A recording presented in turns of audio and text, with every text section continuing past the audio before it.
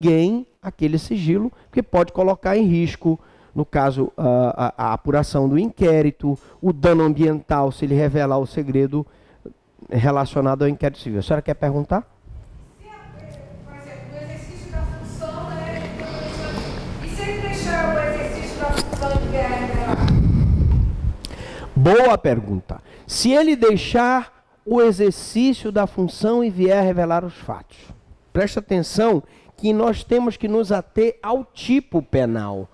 O tipo penal, ele é claro quando ele diz o seguinte, ó, revelar fato de que tem ciência em razão do cargo. Se ele já não exerce mais o cargo, se ele, então, ele deve permanecer em segredo se ele está no cargo. Mas se ele não está no cargo e eu não tenho uma lei de quarentena que proíba, quando ele sai da administração pública, de exercer uma outra função, porque, convenhamos, um ministro da Fazenda não deveria, depois que sair do ministério, teria que ficar longe por algum tempo de qualquer empresa, porque ele sabe de coisas que podem favorecer qualquer empresa, porque ele é o ministro da Fazenda. Mesma situação para o diretor do Banco Central. Não, essas autoridades deveriam ter um período de quarentena. Mas a pergunta que a senhora me faz é o seguinte, ele não está mais no exercício funcional. Não existe nenhuma lei que o impeça de ir e divulgar os fatos.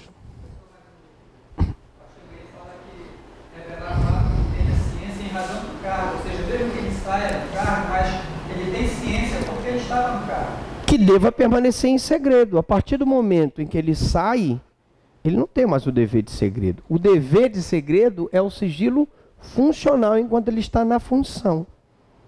Depois que ele sai da função, ele não tem por que mais permanecer em segredo. Aliás, eu sempre digo que é muito perigoso o sigilo total. Por quê? Porque o grande poder não está na mão do Ministério Público, nem da polícia, nem do judiciário. O grande poder está na mão da imprensa.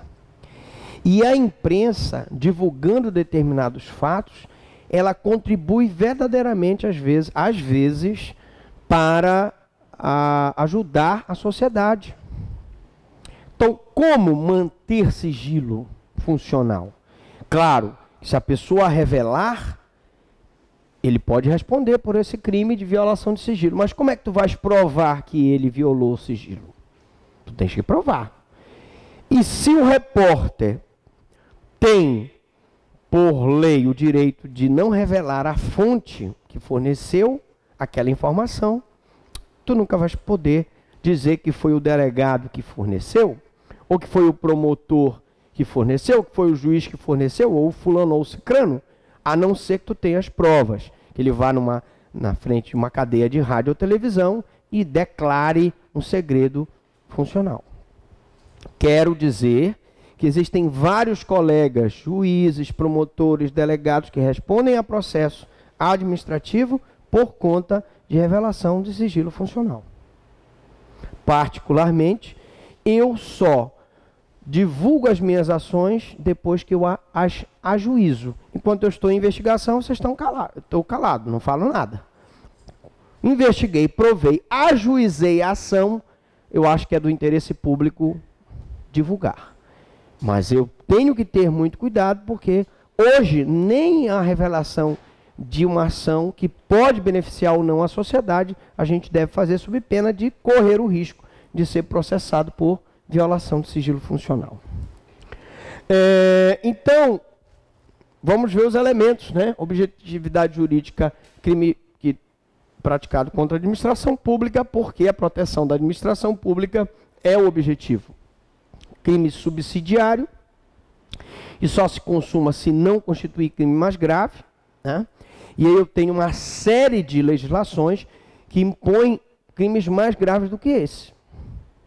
Por exemplo, crimes contra o sistema financeiro. Tem um dispositivo lá do sigilo também, que é um crime, é uma legislação especial em relação ao Código Penal. Tá? Sujeito ativo, funcionário público investido no cargo, crime próprio. Por isso que eu digo, ó, vamos novamente ler para você. Sujeito ativo, funcionário público investido no cargo. Crime próprio. Se ele não está mais no cargo, se ele não é mais funcionário público, ele não pratica esse crime. Ressalto, deve haver uma lei, deveria haver uma lei que desse uma quarentena, para que ele, mesmo depois de sair do cargo, não pudesse revelar segredos funcionais. Diga. Por exemplo, o servidor, como primeiro dia, o Ministério Público está nomeando servidores de cargo em comissão. O Ministério Público está nomeando cargos em comissão. Sim. Mas as pessoas estão com curso para analista. Sim.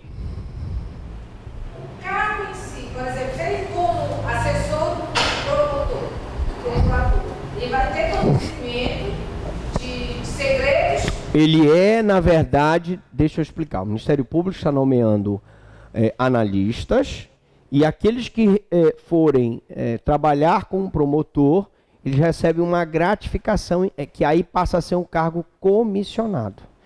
E tanto é que ele não é um assessor, um analista do promotor, ele pertence à promotoria. Se um promotor está em Icoaraci, que aqui é a região metropolitana, distrito de Belém, e vem removido para Belém, ele pode chegar para o analista e dizer, olha, o senhor gostaria de ir comigo trabalhar em Belém? E o analista tem opção de ir ou não.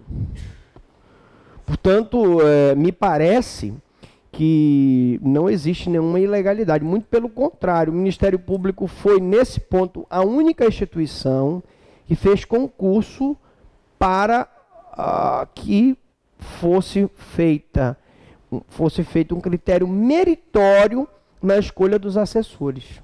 Mas diga. A minha pergunta é, e são analistas que vão ser assessores procuradores? Sim, de promotores e procuradores, analistas de procuradores e promotores, sim. Por exemplo, como analista, ele tem um nível de conhecimento. Sim, tem um nível de conhecimento como analista, sim. Acesso de informação. Sim, Como assessor, ele vai ter um conhecimento diferenciado. sim, como assessor. Se ele sair do cargo de assessor e só como analista, ele for revelar algum, ele vai responder. A pergunta é, se ele estava como assessor e volta a ser analista, em qualquer das hipóteses, se ele revelar um segredo funcional, ele responde por violação de sigilo funcional, sim. Nós estávamos justamente conversando hoje sobre isso, que todos os colegas querem assessores e analistas em quem eu possa confiar, porque eventualmente eu tenho uma investigação lá, que se eu revelo os detalhes da investigação, se perde totalmente o sentido da investigação. Portanto, pergunta e resposta. Ele responde por violação do sigilo funcional, independente se ele estiver na condição de assessor ou analista. Bom, também, se ele está fora do cargo, ele não responde. Não, se ele saiu do cargo, ele não responde mais. Porque, como eu disse, o sujeito ativo é aquele que está no exercício crime próprio. O sujeito passivo é o Estado e, secundariamente, o particular prejudicado pela violação do segredo. Porque se tu violas um segredo e uma pessoa está sendo investigada e tu diz, olha, o cara é bandido, o cara é ladrão, o cara é estuprador, e no final da investigação se prova que ele é inocente, mas tu já revelaste o segredo, tu prejudicas a pessoa. Portanto, tem que ter muito cuidado. E por isso que o projeto de Código de Processo Penal vai proteger a vítima, as testemunhas e o acusado. Vai dar sigilo na investigação, justamente para evitar prejudicar, violar o segredo das pessoas, a vida particular das pessoas. Conduta, contar e auxiliar a revelação. Então, quem conta ou auxilia na divulgação, na revelação dessa informação, vai responder, evidentemente, se ele for funcionário público. O elemento subjetivo é o dolo, só pode ser praticado com a vontade livre e consciente. E quando o conhecimento chega a terceiro, o crime está consumado. É crime formal. Mas a pessoa não foi processada, não tem problema. Se você, é como a calúnia, na hora que ela chega ao conhecimento da outra pessoa, se tornar pública, aí eu tenho então a consumação do crime. Tentativa admite-se, desde que não seja oral. Se a divulgação do segredo for oral, não tenho como caracterizar a tentativa. Agora, se for por escrito, mandastes uma carta para um jornalista revelando um segredo funcional, evidentemente que haveria sim a tentativa se essa carta fosse interceptada. Ação penal pública incondicionada. Violação do sigilo de proposta de concorrência. Rapidamente, 326, devassar o sigilo de proposta de concorrência pública ou proporcionar a terceiro o ensejo de devassá-lo. Pena de detenção de 3 meses a 1 ano e multa. Vou rápido porque essa revogação, né, esse crime foi revogado pelo artigo 94 da Lei 8.666/93, que é a Lei de Licitações, que tutela a violação do sigilo de proposta de concorrência e revogou o artigo 326 do CP, posição majoritária.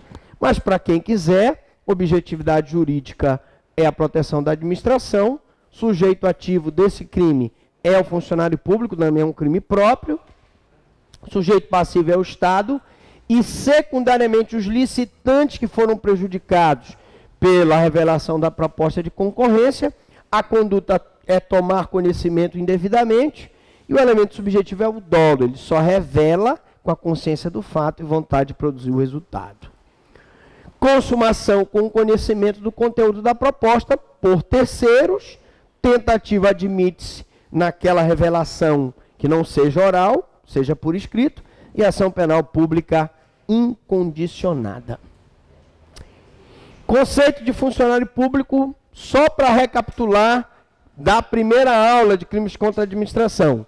Considera-se autoridade quem exerce cargo, emprego ou função pública de natureza civil ou militar, ainda que transitoriamente sem remuneração. Já explicamos que o funcionário do Tribunal Regional Eleitoral, que vai para a eleição, é uma coisa, mas o mesário, que está temporariamente, que não recebe remuneração, é outra completamente diferente. Muito embora ambos sejam considerados funcionários para efeitos de crimes contra a administração. Tanto um quanto o outro, se apropriar de algum bem do TRE, responderá por peculato. Tá?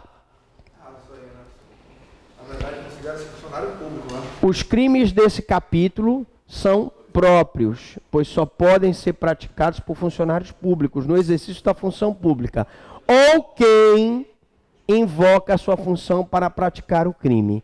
E aquele que concorreu, direto ou indiretamente, para a prática do crime, não sendo funcionário, acaba o elemento sendo transposto para ele, porque as circunstâncias de caráter pessoal não se comunicam, salvo quando forem elementares do crime. Mesmo que não seja em exercício de suas funções, há crime se for em razão dela. O particular que de qualquer modo concorre para o crime estará nele em curso.